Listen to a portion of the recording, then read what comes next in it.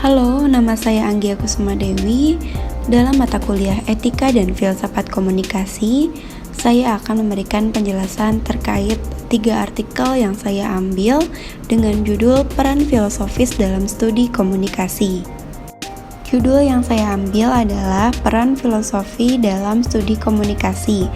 Peran filosofi dalam studi komunikasi adalah untuk membantu menciptakan kerangka pemikiran yang lebih luas, abstrak dan juga komprehensif dalam memahami komunikasi.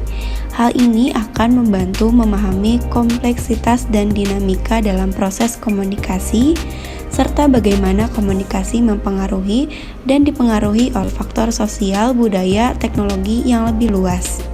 Judul artikel yang pertama adalah Adaptasi Media Interaksi Sosial Tradisional terhadap Modernisasi, Filsafat Komunikasi di Rancakalong, Sumedang. Judul artikel yang kedua adalah Filosofi Komunikasi Kaulan Shakila. Dan yang ketiga adalah Communication as Philosophy kategori atau komunikasi sebagai kategori filosofi. Hasil dari jurnal yang pertama adalah Filsafat Komunikasi dalam Media Tradisional yang masih dipraktekkan di Kecamatan Rancakalong masih menggunakan simbolisme tradisional yang memperlihatkan dekatnya manusia dengan alam. Pesan-pesan modernisasi di tengah-tengah setiap media tradisional yang dipraktekkan masih kurang efektif dan harus memerlukan langkah-langkah selanjutnya.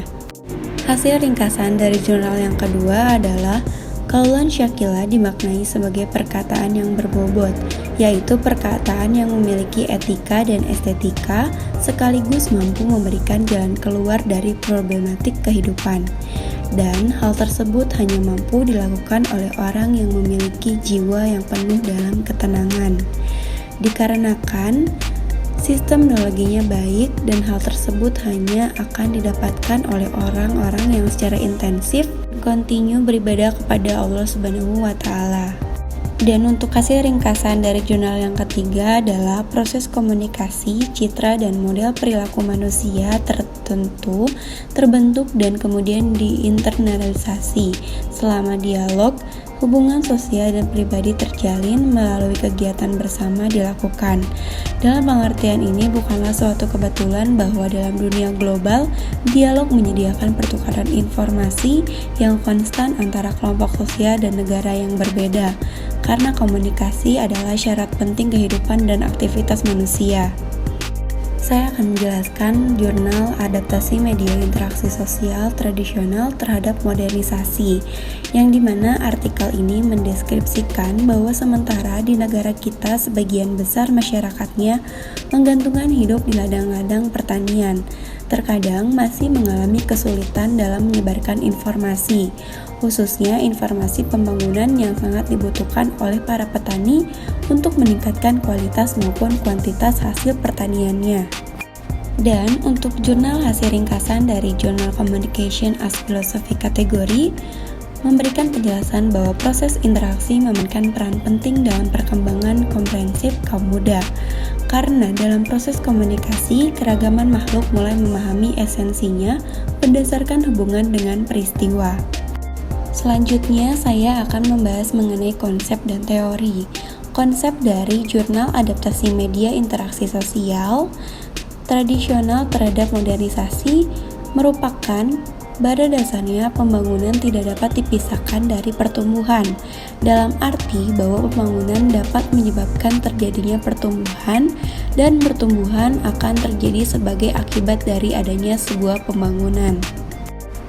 Sedangkan menurut jurnal dari Teori Communication as a Philosophical kategori, Husserl mengatakan dia memahami komunikasi dalam arti luas. Diulangi bahwa komunikasi dalam arti luas adalah bentuk komunikasi yang mencakup huruf, gerak tubuh, dan juga kata-kata.